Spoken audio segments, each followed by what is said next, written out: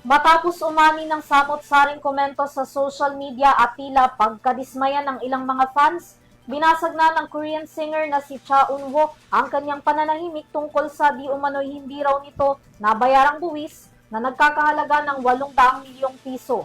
Tunghayan ang buong balita sa report ni Sam Martos.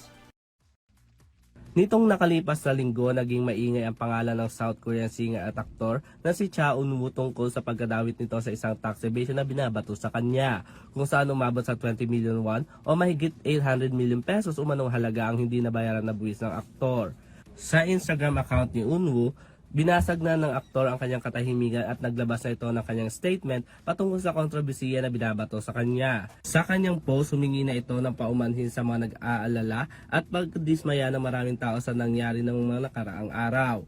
Nilinaw din ng aktro na nagsimula umano ang kanyang military service noong July 2025 at hindi daw nito intensyon na iwasan ang nasabing kontrobersiya. Paliwanag pa nito sa kanyang post, nakaraang taon na sa sitwasyon umano siya na hindi nito maaaring pagpaliban ang kanyang military enlistment at pumatok ito nang hindi natatapos ang proseso ng tax investigation. Matatanda naman sa inilabas na statement ng agency ni Eun-woo, hindi pa nila formal na natatanggap ang kopya ng reklamo at handa daw ang singer na makipagtulungan sa investigasyon. Humingi rin ng aktor sa kanyang mga tagahanga ng taus-pusong paumanhin sa kanyang abalang na idulot. Samantala, pinagpapatuloy pa rin ni Eun-woo ang kanyang mandatory military enlistment. Para sa EuroTV Showbiz Balita, ako si Sam Martos, sumasaludo sa bawat Pilipino.